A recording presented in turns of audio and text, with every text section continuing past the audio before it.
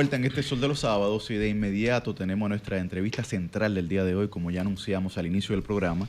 Está con nosotros el diputado Tobías Crespo, diputado por la Fuerza del Pueblo del Distrito Nacional y, bueno, actualmente miembro del Consejo Nacional de la Magistratura. En esta nueva etapa, propulsor de leyes como la Ley de Tránsito y Transporte Terrestre y un amplio conocedor, pues, del sistema de la administración pública. Buen día, Tobías. Buenos días, gracias por invitarme a este Sol de los Sábados, que el sol sale todos los días, pero el de hoy es de los sábados. Sí. Afortunado de compartir con ustedes jóvenes acá en este programa y verdaderamente encantado de poder discutir no solamente de los temas legislativos, ¿verdad?, del cual nosotros estamos en el Congreso de hace un tiempo, sino también de los grandes temas del país. Así es. Tobías, un placer tenerte aquí, un gran amigo, un gran compañero de partido y un gran consejero, debo decirlo, para quienes empezamos la actividad política ya hace un tiempo, pero con la experiencia que tienes siempre tus consejos son muy importantes. Bueno, y ahora el consejero de la magistratura. Ahora, justamente a propósito de consejos, iba para allá porque... Yo voy a hacer dos anécdotas. Tú sabes que estos jóvenes siempre pasan por mi despacho y no solamente tú, muchas personas han pasado por nuestro despacho y nosotros le hacemos todas las sugerencias, recomendaciones, hasta le compartimos archivos porque hemos dado docencia, sobre todo en el marketing político, y parece que no sabía que de ser consejero político iba a terminar como consejero de la magistratura. Lo importante son los consejos. Se parece a una persona de mi sector que una vez me dijo, mira, tú ibas a ser de manera definitiva director de tránsito, porque hasta el nombre. Y yo dije, ¿cómo así? Sí, Tobías, two-way. ¡Ay, Dios mío! Ay, son gente del pueblo que salen con situaciones muy... Está buena. Está como un chino. Sí. No, buenas ocurrencias. Tobías, contigo se puede hablar de tránsito, de seguridad vial, de telecomunicaciones, de una serie de temas y sobre todo de trabajo legislativo, pero a propósito de tus funciones como diputado ahora en el Consejo Nacional de la Magistratura, creo que es un tema que apremia y que todo el mundo está pendiente, porque esta semana ustedes se reúnen por primera vez a convocatoria del presidente para conocer sobre el reglamento, la modificación al reglamento del Consejo, que por lo que tenemos entendido va a ser sometido a consultas públicas, ¿verdad?, como manda la ley. Ahora bien, ustedes van a marcar un hito histórico, que es la selección del procurador o procuradora general de la República por primera vez en la historia del país. ¿Qué nos puedes contar, qué nos puedes adelantar de estas primeras 2 sesiones de trabajo que han tenido ustedes en el Consejo? ¿Cuál es el ánimo? ¿Cuál es la intención con la modificación del reglamento? ¿Y qué pistas nos puedes dar? Quizás no sobre nombres, pero sí sobre lo que el Consejo busca en el perfil. Espérate, pero déjame entrarle suave. Déjame entrarle suave. Sobre las expectativas y las aspiraciones que ustedes como consejeros tienen de quienes van a encabezar el Ministerio Público, tanto la figura del procurador o procuradora general como de los 7 adjuntos que ustedes van a seleccionar. Me gustó la parte inicial, ¿no? Como te estaba presionando un poco, Cristian, porque dijiste qué pudieras decir. Usted sabe que uno como consejero de un órgano colegiado tiene que ser prudente. Claro. Y hay temas que son asuntos internos que se discuten y eso no va en contra de la transparencia, sino que en todos los organismos colegiados, exacto, y por prudencia, porque uno al final se convertirá en juzgador o en árbitro y seleccionará a las personas que están ahí. Incluso discutir y debatir el tema de conflictividad, de qué pudo ser y qué no pudo ser, también uno tiene que limitarse un poco. Pero sí puedo indicarte que durante esta semana el Consejo Nacional de la Magistratura, convocado por el presidente de la República, Luis Abinader, tuvimos 2 reuniones. Una primera reunión virtual el lunes 7 de la noche y luego de esa reunión virtual pues se convocó una reunión presencial en el Palacio Presidencial. Y en esa reunión aprobamos una agenda de 2 puntos. El primero de ellos es la juramentación de los asistentes, de los consejeros, que es un equipo técnico que tienen los consejeros, que dan ayuda, soporte, sobre todo a la función de secretaria del consejo también, pero también al consejo. Incluso en esa reunión fueron llamados para despejar unas dudas que se teníamos, porque ustedes saben que el derecho no es una ciencia exacta, es una ciencia a veces de interpretación. Y en ese sentido, pues, después de haber juramentado a los consejeros, por lo menos de los 3 que éramos nuevos, porque los anteriores que no fueron cambiados y que permanecen ahí, aunque fue sacado el procurador e introducido como nuevo el presidente del Tribunal Constitucional, se mantuvieron en sus puestos. En ese sentido, luego pasamos a la segunda, el segundo tema de la agenda, que fue precisamente analizar y debatir la propuesta de reglamento que en ese mismo día, 15, miércoles, se subió y se publicó, y tal cual establece la ley, pues tiene un plazo la ciudadanía, las instituciones que quieran aportar, sugerir, hacer cambios y sobre ese reglamento, pues hacer sus aportaciones, y luego de concluido ese plazo que establece la ley, pues nosotros tenemos varios días para responderle a esos ciudadanos, porque así también se establece de que hay que responderle. Y finalmente, ya una vez respondidas las sugerencias, inquietudes, pues una convocatoria, tenemos varias convocatorias. La primera de ellas para aprobarla, porque primero tenemos que aprobar el reglamento una vez consultado. Y luego de aprobada, entonces hay otra convocatoria que es para donde el presidente tiene la facultad, que tal cual establece la Constitución, la ley orgánica del Consejo de la Magistratura y también el mismo reglamento que lo complementa, de anunciar al Consejo el nombre del procurador o procuradora general de la República, los 7 adjuntos, y a partir de ahí establece el reglamento. Si no sufre cambios por las sugerencias, nosotros tenemos un plazo de hasta 3 sesiones para poder finalmente escoger a esos servidores públicos que van a estar representando la cabeza del Ministerio Público. Eso fue lo que nosotros trabajamos durante esta semana, entendiendo que el Consejo también tiene un vocero, que generalmente lo asigna el presidente de la República y que delegó para informar todos esos temas. Todo lo que yo estoy informando ha salido en la prensa, algunos temas no, al consultor jurídico, y que no es miembro del Consejo, pero sí es un asistente del presidente, igual que de los consejeros, tiene sus asistentes, y a la magistrada Nancy Salcedo, que es la secretaria del Consejo. Una precisión, Tobías, con respecto a las consultas públicas, que por eso lo mencioné, para opinar sobre la modificación al reglamento, para hacer sugerencias. ¿Cómo va a funcionar esto para que la ciudadanía, la comunidad jurídica, las instituciones y ONG que quieran opinar de alguna manera en lo que ustedes van a decidir sobre el reglamento puedan hacer llegar esos comentarios o esas observaciones? Esa era una de mis preguntas, y agregar ahí mismo, si pudieras darnos a rasgos generales alguna idea del contenido de este reglamento. Sí, miren, lo primero es que no es nuevo. Ustedes saben que el Consejo Nacional de la Magistratura data del año 1994, que hubo la crisis electoral en ese momento, y a partir del 2010 que se crean las altas cortes, pues ha sido modificado con mayor frecuencia ese reglamento, porque se insertaron figuras que no estaban en ese momento, el Procurador General de la República, se crearon las altas cortes que no existían, y en ese sentido la configuración que había sobre los representantes del Congreso, la segunda mayoría, más estos representantes también, que algunos son parte del Consejo, pues se insertaron a partir del 2010. El año pasado, antes pasado, pues ya estamos en el 25, en el 23 se había modificado el reglamento también. En el caso específico, Guillén, el Consejo Nacional de la Magistratura tiene una dirección de correo y también tiene su página donde las personas pueden hacer las aportaciones, las recomendaciones, las sugerencias. Se les responde por las vías correspondientes. Y en el caso específico del reglamento, el reglamento generalmente contiene todo lo que tiene que ver con la operación de lo que le llaman... primero complementa la ley orgánica.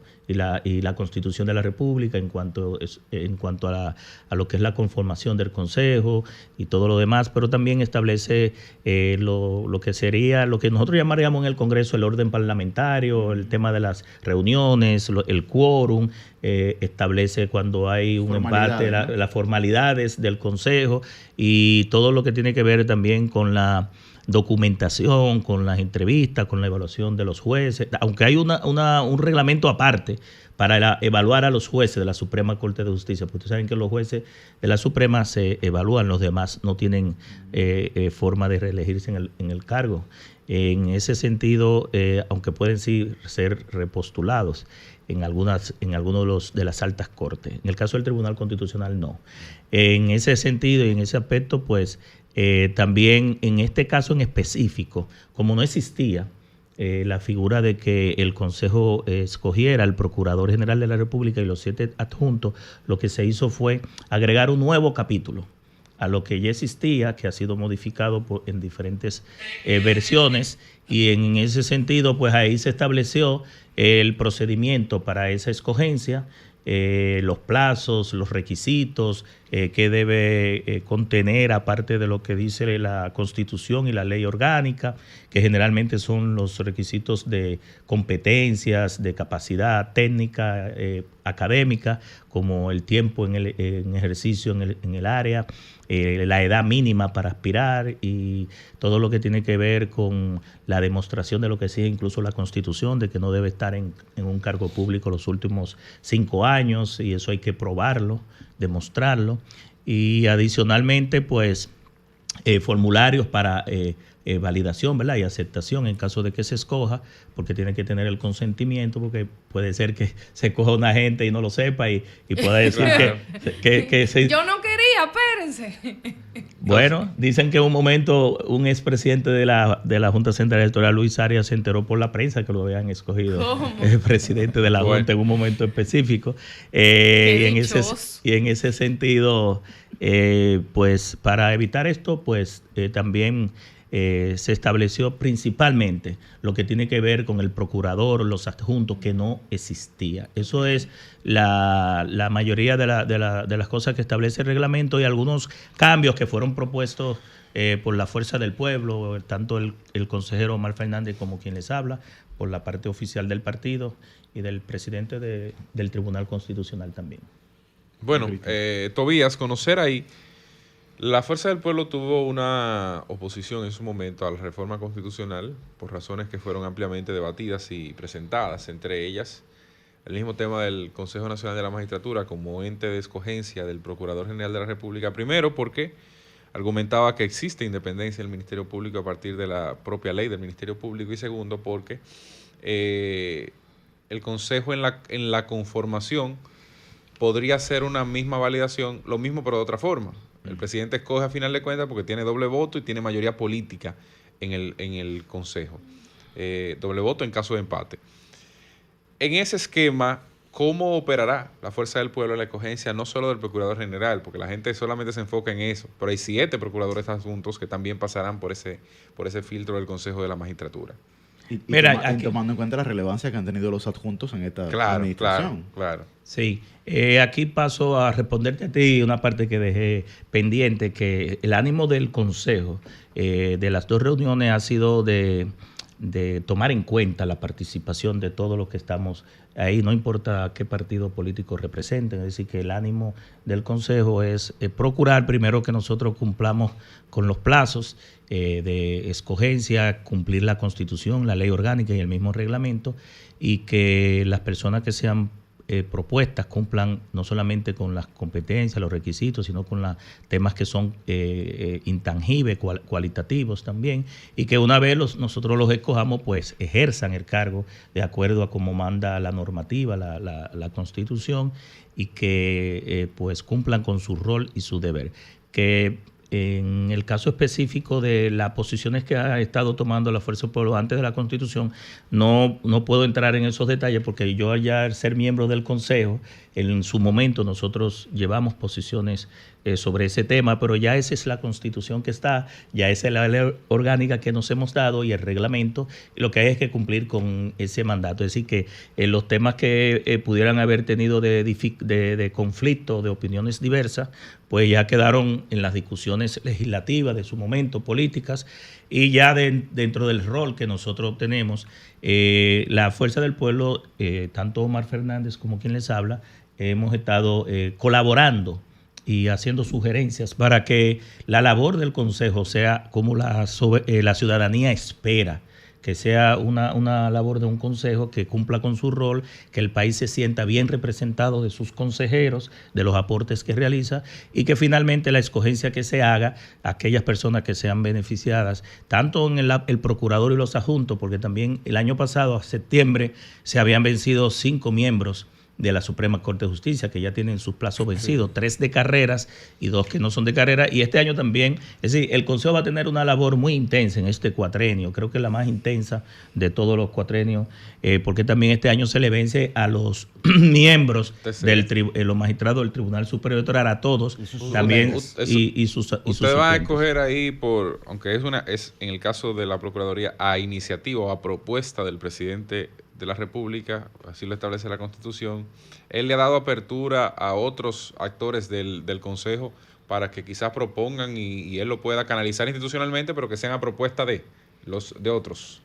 Con respecto a quién, al procurador, a los adjuntos. A los adjuntos, sobre todo. No, es que es una facultad constitucional. No, porque quizás él diga ahí para buscar, consenso. No, mire, de las 7 plazas, ya le dijeron la segunda mayoría presente 2, No. Tribunal Constitucional presente 1, Suprema Corte presente 2, y vamos a ver. Tú sabes la cantidad de gente. No, pero uno nunca sabe. No creo que haya tanta concesión. Tú sabes, uno tú sabes la cantidad de gente que el presidente tiene en la mochila para estar pidiendo más opciones. No, nunca sabe. A veces la gente quiere cree contar con que legitimidad, es de manera supuesta. unilateral, pero yo digo que es discrecional. Y a veces uno le pregunta, mire, ¿usted cree que este funcionario hay que destituirlo? Y yo, pero es que yo no puedo recomendarle al presidente de la República. ¿Ha preguntado eso al presidente? ¿Quién? No. En otros temas nos han preguntado y yo no puedo recomendarle al presidente si un funcionario puede ser destituido o no, porque es el presidente que tiene la facultad de escoger a quienes los acompañan, ¿verdad? Claro. Como sus ministros y en su gabinete. Es decir, que hay temas que, como dicen por ahí, corresponden a cada ente u órgano o a la persona que esté investido por la Constitución. Luego de estar en esta posición, tienes entonces que medirte más en tus posiciones públicas en materia política. Sobre este tema sí, pero los demás no. Okay. Me explico, es decir, nosotros debemos actuar con prudencia porque no estamos hablando de un juego, estamos hablando de la justicia, de la calidad de la justicia, de escoger a los miembros del Tribunal Constitucional que tiene que garantizar la supremacía de la Constitución, que el marco constitucional no se rompa, que cada uno de los servidores públicos, ya sea designados u electos, actuemos de acorde a la Constitución. Es decir, cuando nosotros hacemos producción de leyes, cumplamos con lo que establece la Constitución y el mismo reglamento, y sobre todo elegir a los jueces de la Suprema Corte de Justicia, del Tribunal Superior Electoral, que son garantes de la parte contenciosa de la administración de los procesos electorales, y ahora de las cabezas del Ministerio Público que son insertados ahí. Es decir, el arte de la prudencia implica que hay temas que deben ser evaluados y analizados desde la perspectiva del nivel del rol del cargo que tú asumes, pero en los demás temas no. En los demás temas nosotros tenemos primero la facultad de opinar, de debatir y sobre todo tomando en cuenta la línea política que siempre define la fuerza del pueblo sobre los temas que son eminentemente políticos. Hay temas que no hay unas líneas políticas y los legisladores tenemos la facultad y la libertad de opinar. Pero en cuanto a ese tema, Susi, sí, nosotros estamos en un cargo de muy alta importancia, claro. Es un prestigio para nosotros. Primero, después de 4 periodos, legislador, como decían ustedes, si no el más productivo, no el más productivo, yo tengo 5 leyes aprobadas en la Cámara de Diputados, donde no llega a un 2%, los legisladores que luego aprobar una ley. Nosotros tenemos 5. y tenemos 6 propuestas muy importantes para este cuatrenio que sé, y estoy casi seguro por la experiencia que tengo y por el lobismo que yo sé que hay que hacer. Sí, porque hay que meterse en el Senado y viceversa. Hay que empujar sus proyectos, hay que tener el liderazgo también para convencer no solamente al país, a los diputados, sino también a los senadores, que son también lo que complementen un Congreso bicameral. Y en ese sentido, nosotros entendemos que hay temas específicos que dominamos, como decía Guillén, que es el tema de la movilidad, el transporte, el tránsito, la seguridad vial, pero también los temas de las telecomunicaciones, que tengo en este periodo, en este cuatrenio, 6 leyes, como la Ley General de las TIC, la de ciberseguridad, la de inteligencia artificial, la de ciudadanía digital y municipios inteligentes, una de privacidad y protección de datos, y otra que va a regular los residuos de aparatos eléctricos y electrónicos. Esa es mi producción para este cuatrenio. Importante. Tobías, pero antes de irnos al área legislativa, antes de salirnos del Consejo Nacional de la Magistratura, hay una pregunta obligatoria.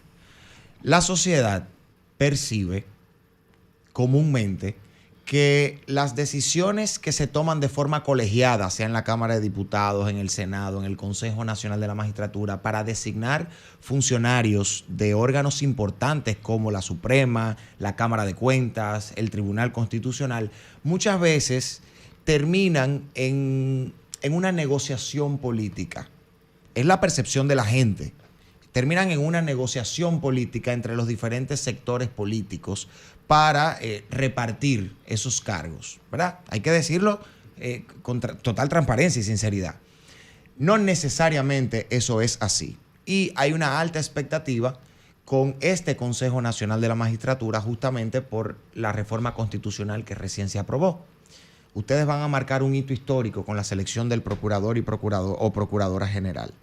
Ahora bien, las expectativas sobre la Fuerza del Pueblo, que por primera vez ocupa 2 asientos simultáneamente en el Consejo, también son muy altas porque ustedes son la voz de la oposición y de la sociedad. Sí, la representación de la segunda mayoría de oposición del país. Y son 2. Sí. Entonces, con la prudencia que te caracteriza, te pregunto, siendo este un momento evidentemente de cordialidad, de coordinación, de apoyo mutuo, recíproco dentro del Consejo para los trabajos preparativos, ¿está la Fuerza del Pueblo? ¿Estás tú como consejero preparado para que si en un momento hay que confrontar públicamente actuaciones con las que no estés de acuerdo dentro del Consejo, como lo hemos visto en consejos anteriores de consejeros que se han parado y se han ido y han hecho públicas situaciones que se están dando? ¿Está preparado el consejero Tobías Crespo para enfrentar dentro y fuera del Consejo cualquier situación que no vaya acorde con los mejores intereses de la sociedad dominicana? Bueno, yo te puedo decir que generalmente la percepción que tú hablas en tu pregunta, que no solamente se da en el Consejo, se da en el Congreso, en todos los organismos colegiados.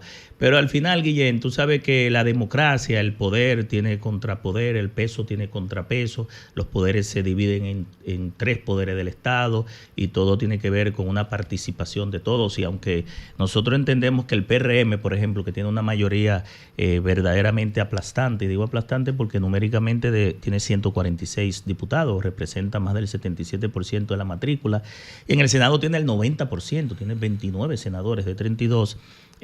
Nosotros con los diputados que hemos tenido, eso va a depender también quién dirige el organismo colegiado y de las personas que estén ahí, porque aquí no se trata tampoco de que porque seamos 2 votos, que seamos minoría, tumbar un pulso o imponer. Yo creo que el nivel de apertura que se le ha dado a la Fuerza del Pueblo y a sus consejeros, con el nivel de respeto, primero que nos han tratado y que nos hemos ganado también, porque el respeto no se compra ni se vende, eso se gana con un trabajo y un respeto ante el país. Claro. Y eso es importante. Yo creo que es una de las mejores aportes que nosotros como oposición pudiéramos hacer, porque ya es un tema constitucionalizado que lo que hay es que cumplir.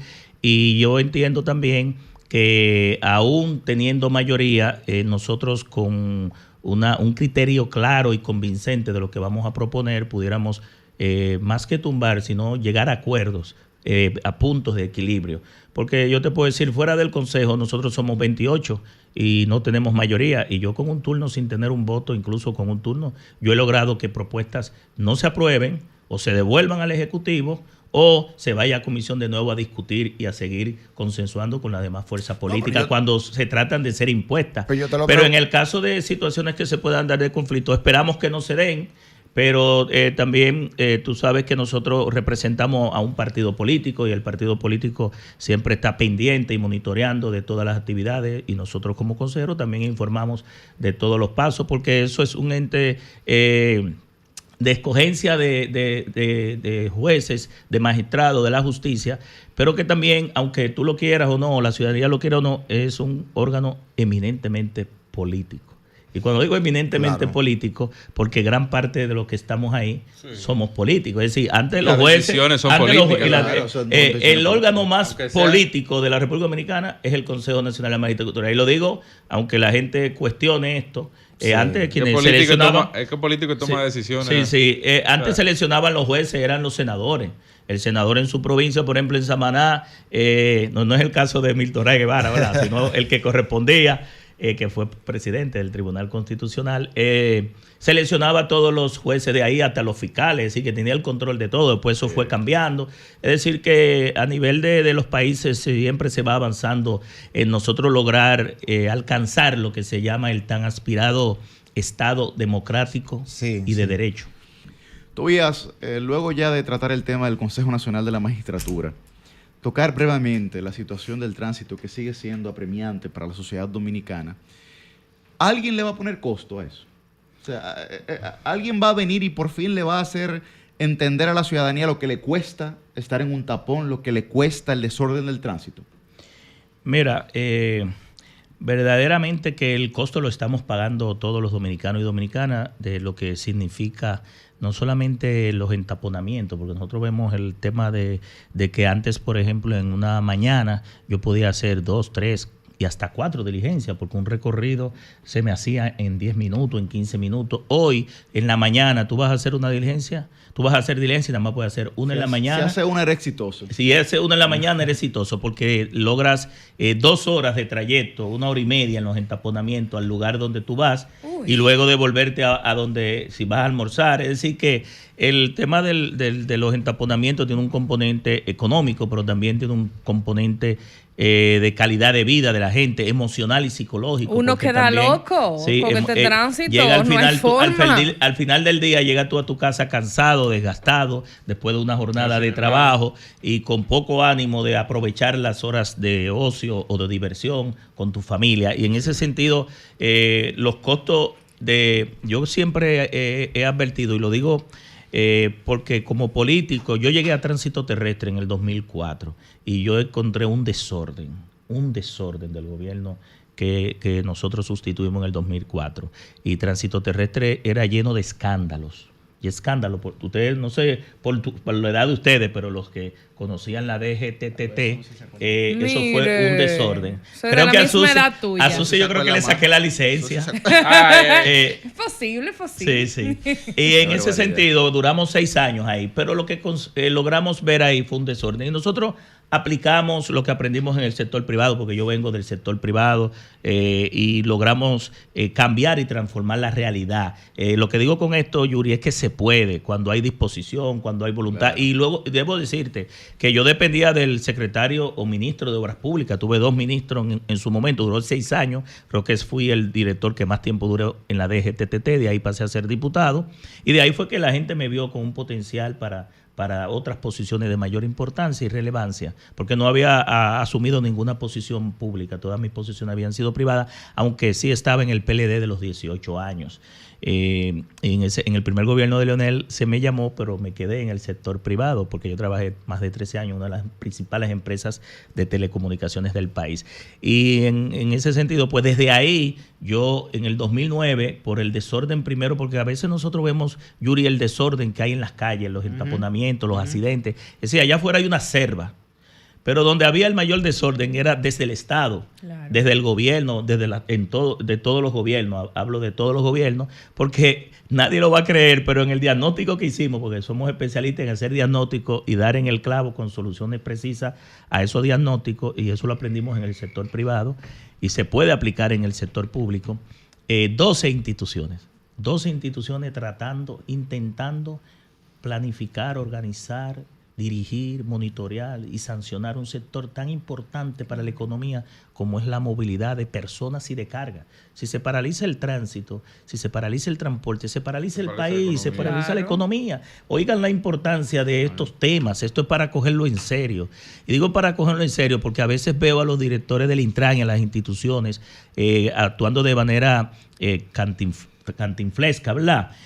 Dando anuncios y palazos y cogiendo estos temas de relajo. A mí me resultó de manera muy deprimente ver a Milton Morrison, de verdad que entrando de una gestión deficiente de Desura al Intran, que no tiene las competencias, ni la capacidad, ni el liderazgo del sector. Usen GPS. Decir adelante el presidente de la República como que el país es tonto, en Luis Abinader semanal, ¿verdad? La semanal. Decir que aquellos ciudadanos que no violáramos la ley nos iban a dar un premio. Y todos los periodistas lo aplaudieron como que eso era un chiste.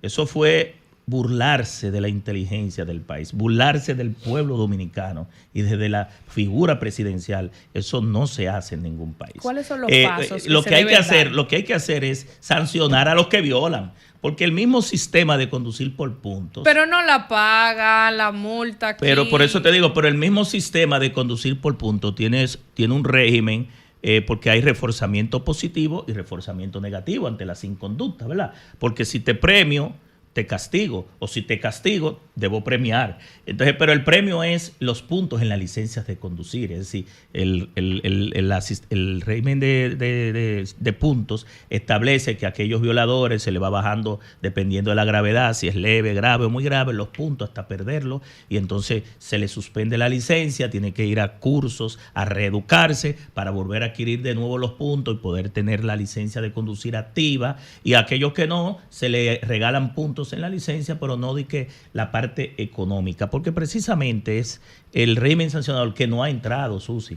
Nosotros tenemos una ley nueva que va a cumplir 8 años, es nueva, pero va a cumplir. Todavía. Sí, pero no, porque la 241 duró 50 años, y además que para el país. No, pero que no va todavía porque la mitad de la ley no se ha aplicado. No ha llegado a un 10% de su aplicación. Esa ley, el 90% es un código, señores. Esa ley, léansela. Yo les exhorto a que la lean, que una de las grandes quejas conmigo, de mí hacia la ingeniera Claudia Francesca y el gobierno anterior, que lo he dicho siempre, fue no divulgar y no llevar esta ley a todo el país, porque la parte ciudadana, de cultura ciudadana, se va a lograr, creo yo, cuando el Ministerio de Educación, la Escuela Nevial del Intran empiecen a insertar, no de anuncios, porque lo han anunciado 5 veces y todavía no ha entrado, porque este gobierno es bueno en anuncios, la educación vial en la parte preescolar de 0 a 5 años, en el área del sector de primaria y en secundaria. Ahí nosotros vamos a ver posiblemente una generación o una generación y media,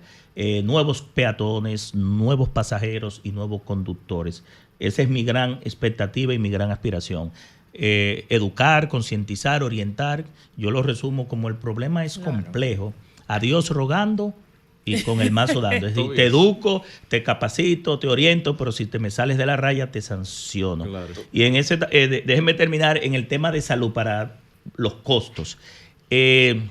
República Dominicana, como país, como le dicen, de tercer mundo, en vías de desarrollo, gasta alrededor de 2.3% del PIB solamente en el sistema de salud para atender los muertos y los heridos por accidentes de tránsito. Nada más en el sistema de salud. Eso representa, Susi, Yuri, Guillén y nuestro amigo Cristian, más de 120 mil millones de pesos para atender la mayoría motociclistas, que como mototaxi, deliveries, mensajeros, aportan de un 63 al 67%. Personas que son de muy bajos recursos económicos, pero también de muy bajo nivel educativo. Y entonces ahí hay que trabajar mucho. Ahí hay que, y aquí resumo para pasar a Cristian con su pregunta, el fenómeno de la motocicleta en RD hay que asumirlo con verdadera responsabilidad, y la ley 637 tiene un mandato de cómo hacerlo para que eso funcione. Entonces yo creo que el costo, y ahí vuelvo a tu pregunta, dimensionando la respuesta, de no tomar la decisión, porque a veces decimos no podemos marcharle a los motoristas, presidente, porque tiene un costo político, son votos, pero cuando se te muere es un voto que tú estás perdiendo, y disculpe que lo hable así, es decir, es un ser humano, correcto, es un ser humano, tú estás perdiendo la vida. O cuando tú cuando choca, son 5 de la familia entera que dicen, no, yo no voy a votar por esta gente. No ha hecho nada por los motoristas. No, ese motorista es una unidad de negocio que produce todos los días de 3,000 a 4,000 pesos para llevarlo a su hogar, para que coma su esposa y sus hijos, y cuando quedan ahí plegados en una cama, parapléjicos, cuadraplégicos, si no fallecen, porque muchos fallecen, son 3,000 y pico de personas. Aquí estamos muriendo 8 personas todos los días, 8. Cuando este gobierno llegó eran 6 y no ha hecho nada, más lo contrario, ha profundizado, ha aumentado a 8. Que no solamente se puede ver el aspecto humano, Tobías, también hay que ver el aspecto económico. O sea, sí, pero yo veo el drama humano, como porque dije el componente económico sin incluir lo que son los reportes a la DGC, el costo en la justicia, lo que tiene que ver con lo que pagan las empresas de seguro en indemnizaciones, en responsabilidad civil. El costo en salud. El costo de salud que se agrega, porque, por ejemplo, cuando la infraestructura pública también que sufre. La infraestructura, los semáforos, que el costo a los daños a la propiedad pública y privada no se resarcen. ¿Ustedes saben por qué? Porque en el acta de infracción no se levanta, porque aquí no estamos haciendo lo que manda la ley, unidades técnicas de investigación de accidentes donde hayan daños a la propiedad pública y privada y muertos y heridos. Cuando no haya esas situaciones, no hay que hacer una investigación, eso se resuelve entre la empresa de seguro y las personas, pero en el caso específico, voy a resumir, yo digo que el costo político de no tomar, la rentabilidad política de tomar la decisión es mayor que el costo político de no tomar la decisión a tiempo para nosotros poder organizar. Esto se trata de orden y autoridad, porque afuera hay una selva. Tobías, solo me quedan 12 preguntas. 12. Nada más. Pero vamos ese número 12 de suerte, porque yo nací un día 12. Es verdad, bueno. Vamos avanzando con estas 12. Y el 7 dice. Hay un análisis. Sí, yo nací un día 7. Hay un análisis hecho por Tobías o por la Fuerza del Pueblo o por cualquiera, digamos, de tu equipo sobre el impacto del aumento de los peajes a propósito de la medida que entró en vigencia esta semana pasada. Y también me gustaría saber de tu parte, de alguna forma, cómo puede operativizarse este tema del pacto que se ha firmado recientemente, o ya no tan reciente, porque fue el pasado año, de tránsito en República Dominicana, que se supone debe entrar en vigencia cuanto antes. Miren, yo no sé si ustedes sabían que porque yo era la Fuerza del Pueblo vinieron 2 de verde, pero estamos aquí, ¿verdad? Y hay uno que no es de verde, pero es de nosotros. No está de verde, pero es verde. Sí, no está de verde, pero es verde. Miren, la primera pregunta que fue lo relativo al impacto de los peajes. Al impacto de los peajes. Yo fui director general de Tránsito Terrestre 6 años y a mí me tocaba por lo menos los peajes que, tanto los que eran concesionados, que en ese momento estaba el peaje de las Américas, que en un momento dado había una empresa que después se eliminó el contrato, y después pasó también la de la autopista Santo Domingo-Samaná, y los peajes que eran del gobierno, que eran públicos.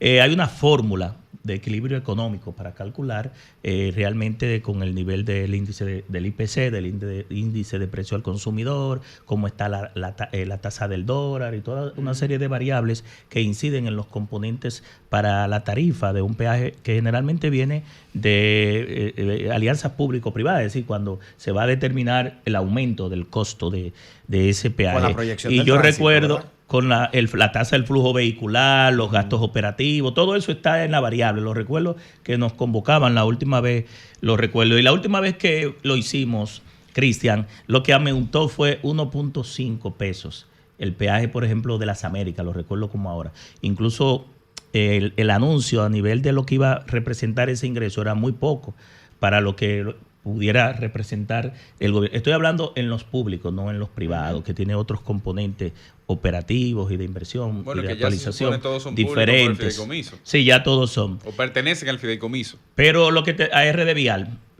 Maneja eso, maneja también 1,50 de cada galón de combustible que a partir del 2012 en la reforma fiscal que se hizo van a RD Vial para el mantenimiento vial y 50 centavos van para la renovación de la flotilla del parque vehicular de transporte público de pasajeros y también de carga. Pero en ese aspecto, ¿qué es lo que pasa? Que el gobierno está usando el aumento de los peajes para darnos el tablazo fiscal, es decir, el paquetazo fiscal que el gobierno, el país se lo rechazó a Luis Abinader y que fue una derrota política para ellos, aún quisieron defenderlos, aunque los presidenciales de que ninguno opinó de ellos. Lo van a hacer, lo están haciendo con los peajes y voy al impacto económico de tu pregunta, ¿verdad? Pero también eso lo han hecho con colocación de bonos.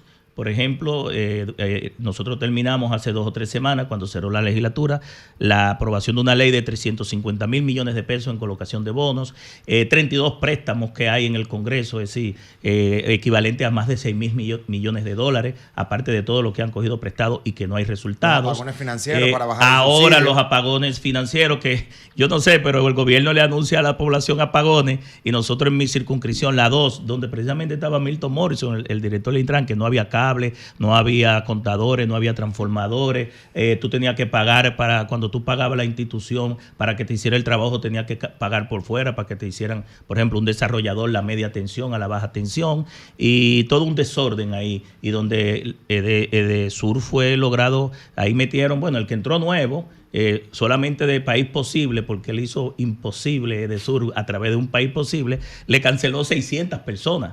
Esa persona estaba devolviendo el favor político del apoyo que le dio al presidente Luis Abinader. Imagínate 600 personas de un partido pequeño. Pero entonces, respondiendo a la pregunta... ¿La que tiene su partido? Creo que sí. Respondiéndote a tu pregunta, porque salieron a defender mucha gente de otros candidatos que le cancelaron gente ahí. Pero respondiendo a tu pregunta, el costo del aumento del peaje afecta el tema de la tarifa, ¿verdad? Del transporte de pasajeros, de carga y de todos los componentes que inciden en la parte de la actividad económica del país. De manera determinante, lo que es los peajes, mi amigo Cristian, y también el combustible, el aumento de los precios del combustible va directamente a afectar todos los componentes de la economía. Permítame cambiar la otra pregunta. Y la última pregunta. Permítame cambiarla porque me pasa en esta del Listín Diario, que es un tema que yo he tratado muchas veces. Desde la redacción del Listín me preguntan. Nos están viendo. Sí, siempre está en sintonía con Sol de los Sábados. Su director, Miguel Franjul. Bueno, precisamente sobre la iniciativa que Miguel Franjul hizo esta semana de implementar las motovías para evitar con ello accidentes de tránsito y caos en el transporte provocado por motocicletas. ¿Es posible? ¿Es viable? ¿Cómo lo ve Tobías? Mira, vamos a dejar la ciclovía, que es un fracaso. A nivel de movilidad urbana sostenible, se establece que una vía, una modalidad de transporte. No sé si me entiendes. Si yo tengo la bicicleta, lo lógico es que se construyan ciclovías, ciclorrutas, que está en la ley. Si yo tengo una cantidad de vehículos, como es el parque vehicular de motocicletas, vehículos de 2 ruedas, pero son vehículos de motor, porque no son por tracción muscular como la bicicleta, o el caballo, ¿verdad? Porque los que montan caballo tienen que tener su fuerza también para hacerlo mover. Entonces, el 55%, casi el 60%, según vi el último informe, porque el Impuesto Interno no le da de baja a los vehículos que no operan ni circulan, son vehículos de 2 ruedas, motocicletas. Entonces, ante tú tener esa situación, lo lógico es que se establezcan carriles. Y yo creo que vamos a tener que llegar a eso, porque mire, mi amigo Cristian, la cantidad de motores que se le pegan a uno atrás, adelante, del lado, en el frente, que te pelan los vehículos, que te rompan, que te llevan el retrovisor y a veces te sacan la lengua porque ni siquiera se paran. No, pero es verdad, es un desorden que tenemos. Y se burlan. Entonces, yo creo que vamos a tener que especializar, pero eso pudiera la gente decir que es una utopía, pero va a llegar un momento que el problema del fenómeno de transporte, por lo que dije ahorita, si no tomamos la decisión cuando tenemos que tomarla, que es ahora, era ayer, entonces el costo va a ser mayor. Miren, si ustedes separan una intersección del Distrito Nacional, van a ver la cantidad de motores que separan. Ya por lo menos hemos logrado con la ley 637 que todos tengan casco. Algunos lo que tienen es voy a tirar la expresión popular, una vacinilla, es decir, son cascos que no protegen. De bicicleta. Sí, de bicicleta, que no son cascos certificados, homologados. Y no, de verdad, lo que pasa es que no hay regulación. Mientras ya en España, países como España, no solamente exigen el casco, te exigen para la vista, si es interurbano, intermunicipal, tener unas gafas, te exigen coderas, rodilleras, te exigen guantes porque la mano se te sí, suda. Pero allá no andan en motores 70 tampoco, todavía. Allá andan en unos motores. No, 115. Bueno, pero lo que digo es, lo que digo es que al final y en definitiva, vamos a tener que hacer, pero de manera responsable, porque no creo que lo que haya anunciado este gobierno ha sido responsable, es uno de los anuncios más. Y te lo digo por lo siguiente. Mira, aquí, Cristian, había un plan nacional estratégico de seguridad vial que lo anunció el gobierno anterior, porque este gobierno dice el gobierno anterior y no se recuerda que ya ellos son parte del gobierno anterior porque van para un segundo mandato. Entonces el cliché todavía como que no se actualiza, no switchean. En ese sentido, anunciaron en el 2017 el Intran un plan nacional estratégico de seguridad vial que es parte de la ley. Se anunció que al 2020 íbamos a reducir los accidentes de tránsito un 20%, un 30%, y al 2030 a la mitad. ¿Y por qué se pone a la mitad? Generalmente países como estos. Porque la media de América Latina son 16 fallecidos por cada 100.000 habitantes. Nosotros tenemos 38. Claro, más del doble. Oigan, ¿qué tan mal estamos? Entonces, en ese sentido, en el 2021, cuando llegó el primer director del Intran de este gobierno, también anunció un plan nacional estratégico de seguridad vial que fue actualizar el anterior. No sé si me entiendes. Sí. Claro. El anterior actualizado. ¿Qué se hizo? Nada, el anuncio. Ahora vuelven y ponen al presidente de la República ante el país. Yo digo vuelven porque no solamente fue el director del Intran. A mí me dio pena el director de la DGC, como habló del tema de que no pueden ponerle orden a la motocicleta, y a la ministra de Interior y Policía, diciendo que las multas prescriben al año y que hay que modificar la ley 6317 porque la pone a prescribir. Y ella es abogada con más experiencia que nosotros en el derecho a nivel particular, ¿verdad? Y ella sabe que no es la ley 6317 que pone a prescribir la multa, es el Código Penal y el Código Procesal Penal en el artículo 439. Quieren echarle la culpa a la ley 6317 de su incapacidad. Farideh Raful, la ministra de Interior, es colega mía, diputada y senadora. Y yo no digo que no fue que no se leyó la ley, porque ella es muy astuta, ella es muy sabia. Es que quieren endosarle a la ley 6317 y a una supuesta modificación, porque la ley no fue hecha bien, su incapacidad política, técnica y su falta de voluntad política para enfrentar el problema. Van a ver que se va a desprender de ese esfuerzo de Miguel Franjul y de todos los que participaron en el pacto, que ahora el problema de nuevo, ¿ustedes saben quién es? La ley que la pidieron por 40 años, es para los próximos 40 años y no se ha aplicado todavía. Y el problema sigue siendo la ley.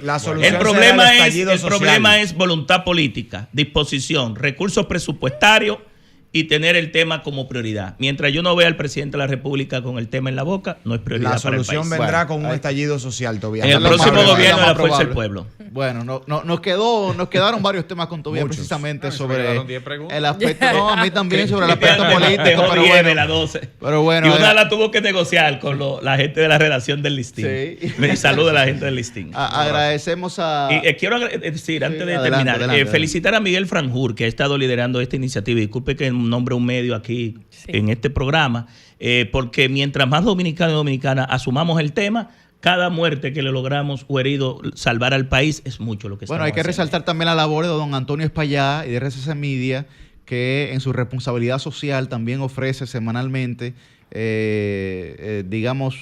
informaciones de relevancia sobre este tema en colaboración con hacerle una propuesta a ustedes, a ver si ustedes le pueden encabezar, se la he dicho a muchos medios, aparte del listín.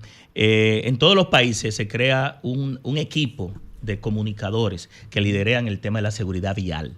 Y hacen propuestas y están informando a diario y se mejora, porque ustedes con su voz, con su respeto, pueden llegar a la conciencia, porque somos todos parte del problema y debemos ser parte de la solución. Cuente con nosotros y ya don Antonio está en esa órbita, ¿verdad? Bueno, gracias Tobías Crespo.